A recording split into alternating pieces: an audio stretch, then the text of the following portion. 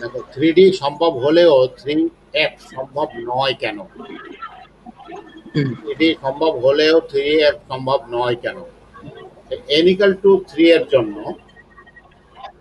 l equal to 0 হতে 3 minus 1 পর্যন্ত হবে l এর মান। তার মানে 0 হতে 2 পর্যন্ত, 3 minus 1 0 হতে 2 পর্যন্ত, তাহলে 0 1 2। এই 0 এর জন্য হলো s, আর 3 এর জন্য তো 3D, তাহলে 3x। 1 এর জন্য, হ্যাঁ, 1 এর জন্য 3p হলো, আর 2 এর জন্য 3D হলো। মানে 0 এর জন্য s, 1 এর জন্য p, 2 এর জন্য d। তাহলে এই 0 এর জন্য, এই 3 এর জন্য 3s, 3p, 3d। 3d তো হবে না, মানে 3 তো হবে না, কারণ আমরা দেখলাম যে n এর মানের সমান l এর মান হতে পারে না, মিনিমাম 1 কম পর্যন্ত হতে হবে। আচ্ছা আচ্ছা।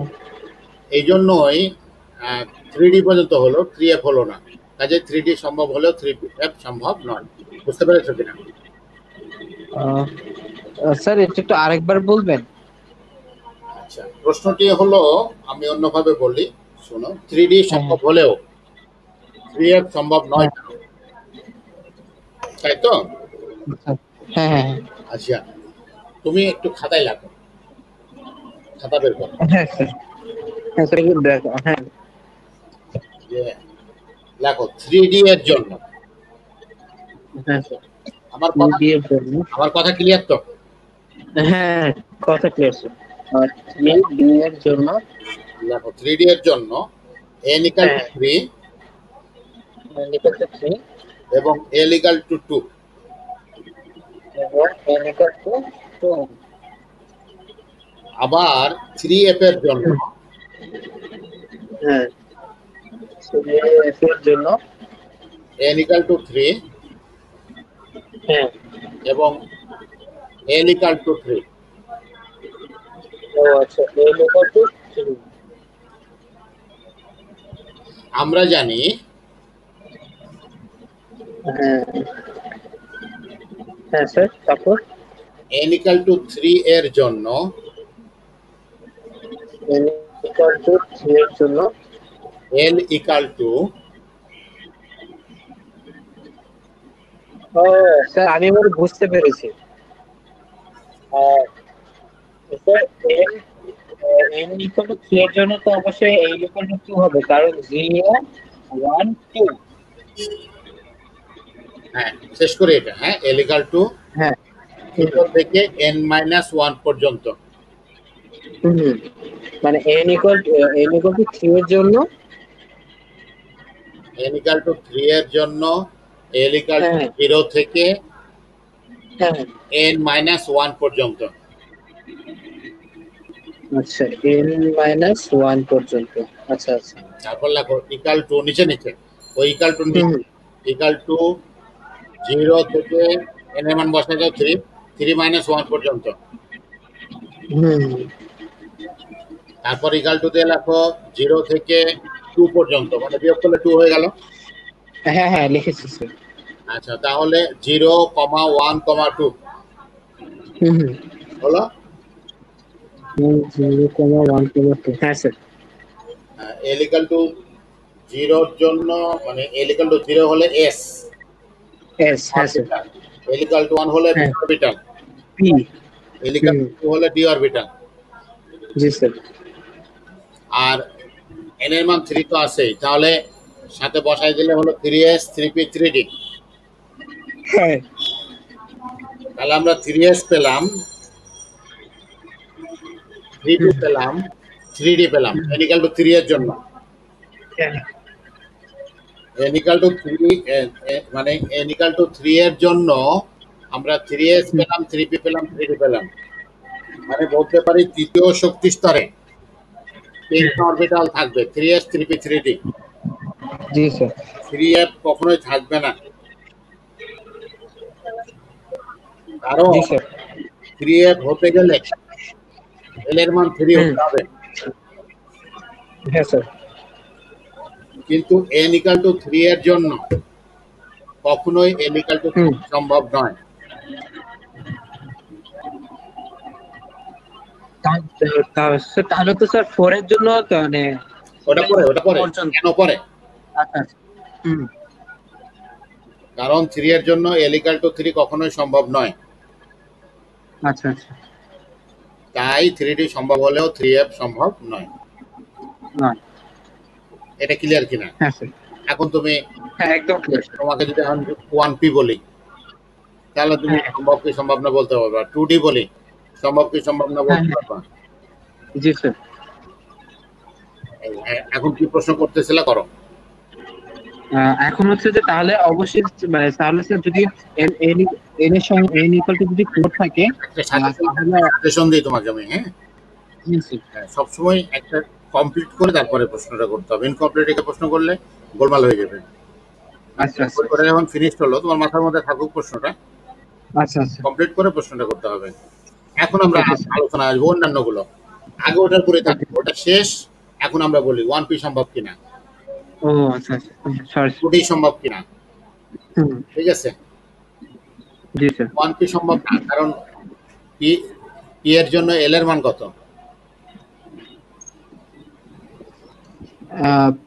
এল এর মান 1। হ্যাঁ, তাহলে n এর মান আর l এর মান তো সমান সমান হতে পারে না। তাহলে হুম হুম বোঝা গেল যে 1p সম্ভব না, 2D হুম সম্ভব না, কারণ 2 n এর মান আর d এর জন্য l এর মান 2, তাহলে হুম দুটো মান সমান হতে পারে না, মিনিমাম এক কম হতে হবে l এর মান, তাহলে 2 সম্ভব না। এরকম 3m সম্ভব না। বুঝতে পেরেছো? তাহলে হ্যাঁ কোনটা স্যার। সম্ভব কোনটা সম্ভব না তুমি পারবে এখন। হ্যাঁ স্যার একদম ক্লিয়ার স্যার। বুঝতে পেরেছো? এখন জি আমি স্যার। যদি তোমাকে 100টাও দিয়ে এরকম বানায় তুমি এক হুম করে বলতে পারবা কোনটা সম্ভব কোনটা সম্ভব না। বেসিক জিনিসটা তোমাকে শিখতে হবে যে এর মানের জন্য l এর মানগুলো কি কি, হুম l এর মানগুলোর জন্য অরবিটাল গুলো কি কি হুম বা সাবসেল গুলো কি কি, তুমি যদি বের করতে হুম পারো এখন তোমার 100টা মুখস্থ করতে হবে না, তুমি 100টা পারবা। এখন কোনটা সম্ভব, আমি যদি বলি যে 1s সম্ভব কিনা, তো 1s তো অবশ্যই সম্ভব, কারণ 1s এর 1 হলো n এর মান, n equal to 1, R s হলো l এর জন্য। তো s অরবিটাল কোন মানের জন্য পাওয়া যায়? l এর মান 0 এর জন্য s অরবিটাল, তাহলে 1 এর জন্য তো 0 হবে। আর জি স্যার। এক কম, তাহলে 1 - 1, এক কম তাহলে 0। তো ঠিক আছে, 2p সম্ভব কি সম্ভব না? স্যার সম্ভব।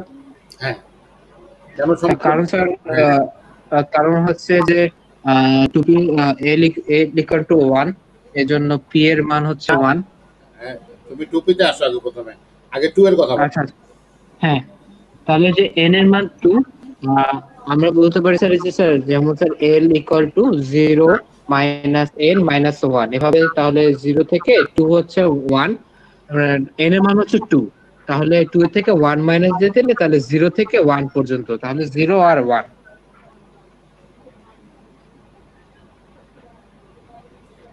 তাহলে কি হলো বলো এখন? 0 এর জন্য s হ্যাঁ অরবিটাল, 1 এর জন্য তাহলে p অরবিটাল, হ্যাঁ তাহলে তো 2p হবে, তাহলে 2s তো হবে, হ্যাঁ স্যার। 2p হবে। জি স্যার। আমরা যদি বলি 3d অরবিটাল, বলো তো দেখি 3d অরবিটাল।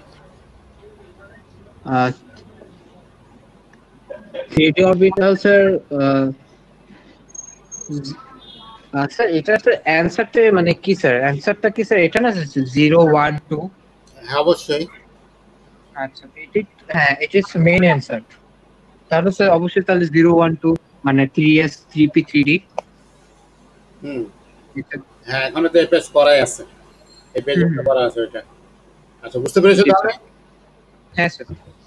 আচ্ছা, এখন আমরা দেখি, দেখো n equal to 1, দেখো ছোট 1s, hmm hmm n equal to 2, 2s, hmm, 1s R 2s কিন্তু এক হবে না কখনো। হ্যাঁ হ্যাঁ 1 মানে এই 1s আর 2s অবশ্যই 1s এর থেকে 2s বড় হবে, 1s আর 2s কখনো এক হবে না। ঠিক আছে, 2s এর থেকে 3s আরো বড় হবে, যদিও s, এটা হ্যাঁ 1s এটা 2s এটা 3s সবগুলো s ঠিকই, কিন্তু 1s থেকে 2s হ্যাঁ বড়, 2s এর থেকে 3s বড়। লক্ষণীয় যে প্রথম সেলের 1s লেস দ্যান দ্বিতীয় সেলের 2s লেস দ্যান তৃতীয় সেলের 3s। বুঝতে পেরেছো? হুম জি স্যার। এই দেখো 1s ছোট, 2s বড়, 3s আরো বড়, 4s আরো বড় হবে, 5s আরো বড় হবে, 6s আরো বড় হবে। কারণ যত সংখ্যা বাড়ছে কক্ষপথ বৃদ্ধি পাচ্ছে। কক্ষপথ বৃদ্ধি পাচ্ছে সেই জন্য না, কক্ষপথ তো নিউক্লিয়াস থেকে দূরে দূরে চলে যাচ্ছে এই জন্য। হ্যাঁ, তদ্রূপে দ্বিতীয় সেলের 2p, 2p থেকে তৃতীয় সেলের 3p বড়, তার থেকে চতুর্থ সেলের 4p বড়, যদিও সবগুলো p, কিন্তু সেলের কারণে p গুলো বড় হবে আস্তে আস্তে। তাহলে আমরা দেখতে পাই 2p থেকে 3p বড়, 3p থেকে 4p বড়, যে 2p থেকে 3p বড়, 3p থেকে 4p বড়। বুঝতে পারছো কিনা? জি স্যার।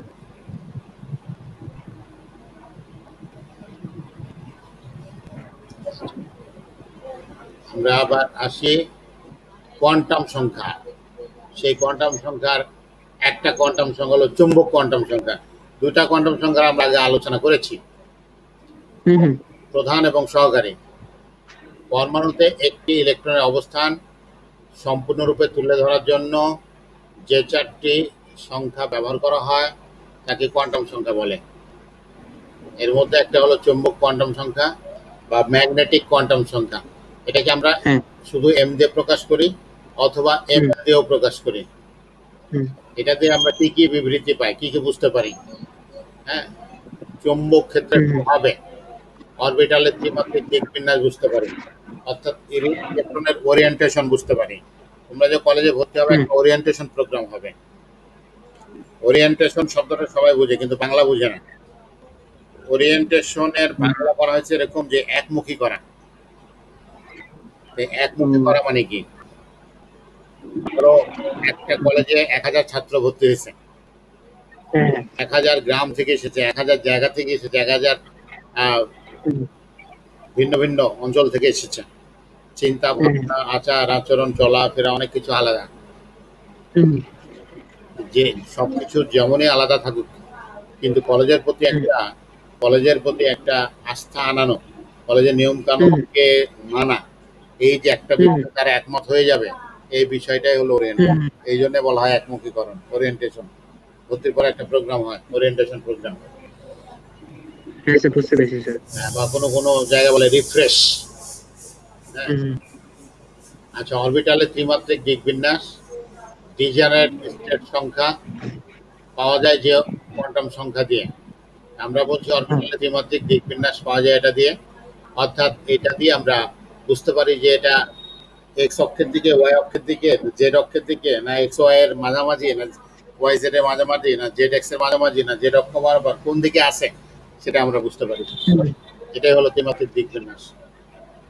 ডিজেনারেট স্টেট সংখ্যা, ডিজেনারেট স্টেট সংখ্যা আমরা বুঝতে পারি, এটা আমরা একটু পরে বুঝাবো। ডিজেনারেট, নন ডিজেনারেট, ঠিক আছে, এটা আমরা একটু পরে বুঝাবো। পাওয়া যায় যে কোয়ান্টাম সংখ্যা দিয়ে, এটা তো ম্যাগনেটিক কোয়ান্টাম সংখ্যা দিয়ে পাওয়া যায়, সেটা আমরা প্রকাশ করে। এটা গাণিতিক ভাবে দেখো m = 0 যদি, মানে এই m এর মানগুলো কিভাবে হবে, এই m এর মান বা চুম্বক কোয়ান্টাম সংখ্যার মান বা ম্যাগনেটিক কোয়ান্টাম সংখ্যার মান সহকারী কোয়ান্টাম সংখ্যার উপর নির্ভর করে। এর উপর নির্ভর করে সহকারী কোয়ান্টাম সংখ্যার উপর। সহকারী কোয়ান্টাম সংখ্যার প্রত্যেকটা মানের জন্য m এর মান 0 সহ, 0 থেকে 0 সহ প্লাস মাইনাস l পর্যন্ত, 0 সহ মাইনাস l পর্যন্ত। একবার 0 থেকে শুরু করে মাইনাস ধরে ধরে ধরে ওই পর্যন্ত যাইতে হবে, আর একবার প্লাস ধরে 0 থেকে প্লাস ধরে ধরে ওই পর্যন্ত যাইতে হবে, ওই সংখ্যা পর্যন্ত।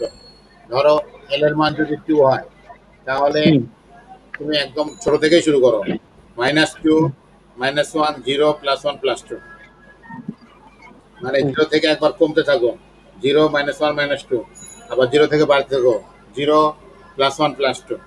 না বলে আমরা একদিক থেকে বলি, ছোট দিক থেকে, -2, -1, 0, +1, +2। হ্যাঁ স্যার। এই হলো তোমার এর মানটা বের হবে। আর এর যতগুলো মান হবে অরবিটালের সংখ্যা তত, এর মান থেকে আমরা অরবিটালের সংখ্যা পাই। একে ml দ্বারাও প্রকাশ করা হয়, m অথবা ml। এখানে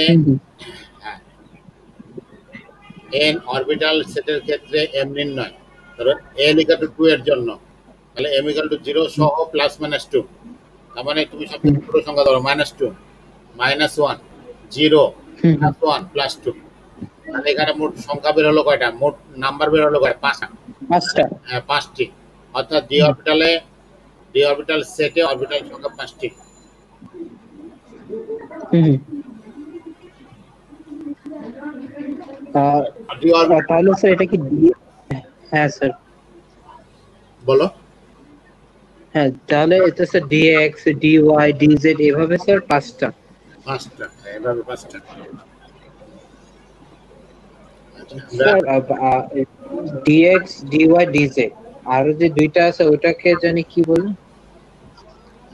dxy dyz dzx ও x² - হুম, y² dz²। আচ্ছা, আমরা আচ্ছা যাচ্ছি আস্তে আস্তে। এই যে দেখো হুম s অরবিটাল কখন হয়েছে, l = 0 এর জন্য, l হুম = 0 এর জন্য s অরবিটাল।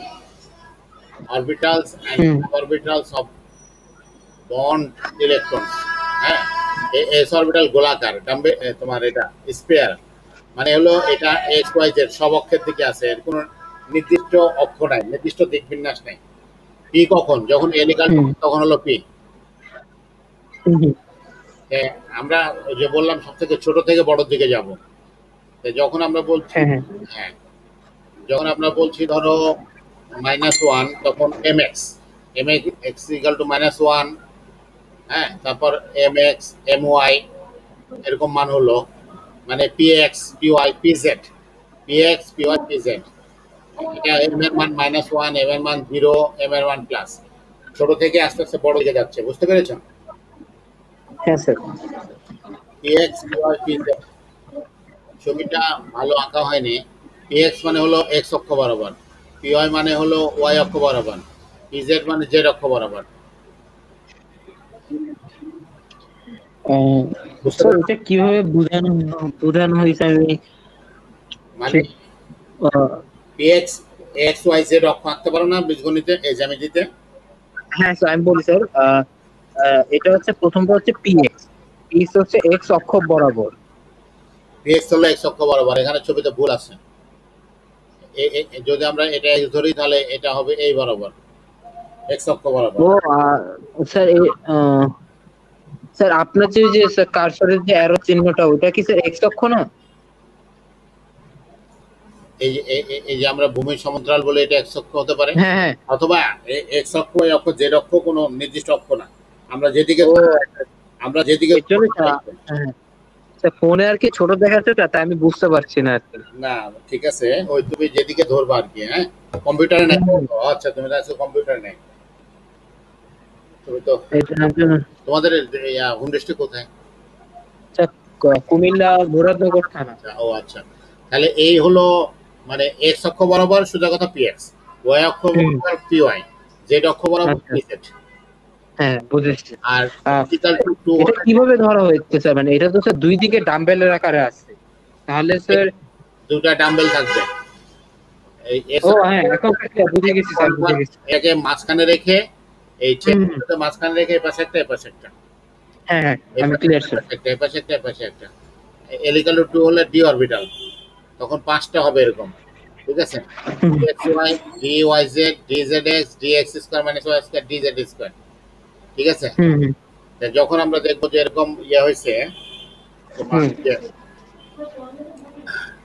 এই যে এক্স অক্ষ আর ওয়াই অক্ষের মাঝামাঝি, এক্স ওয়াই হলো ডিএক্স ওয়াই হলো হুম, এক্স আর ওয়াই অক্ষ বরাবর না, মাঝামাঝি। আবার হ্যাঁ এক্স জেড হলো এক্স এবং জেড অক্ষ মাঝামাঝি, আর ওয়াই জেড হলো ওয়াই এবং জেড অক্ষের মাঝামাঝি। X square minus Y square হলো এক্স এবং ওয়াই অক্ষের মাঝামাঝি, আর জেড অক্ষ জেড স্কোয়ার হলো জেড অক্ষ বরাবর, স্কোয়ার হলো অক্ষ বরাবর, আর এগুলো হলো অক্ষের মাঝামাঝি। এই হুম আচ্ছা, হ্যাঁ স্যার। এফ অরবিটাল জটিল, এটা নিয়ে আমরা আর কোনো কথা বলবো না। আচ্ছা এই হলো, এটাকে আমরা যদি 2D দেখাই, দেখো 2D, এই হলো এস অরবিটাল গোলাকার, হুম, এই হলো পি অরবিটাল, এই যে এটা ঠিক আছে, খুব সুন্দর, পি এক্স পি ওয়াই হ্যাঁ হ্যাঁ পি জেড। আর ডি অরবিটাল এটা হলো ডি এক্স ওয়াই, এক্স এবং ওয়াই এর মাঝামাঝি, এটা d y hmm, z y এবং জেড অক্ষের মাঝামাঝি, ডি জেড এক্স জেড এবং এক্স অক্ষের মাঝামাঝি, d hmm, square minus y square x এবং ওয়াই অক্ষ বরাবর, d z square hmm. Z অক্ষ বরাবর। হ্যাঁ স্যার।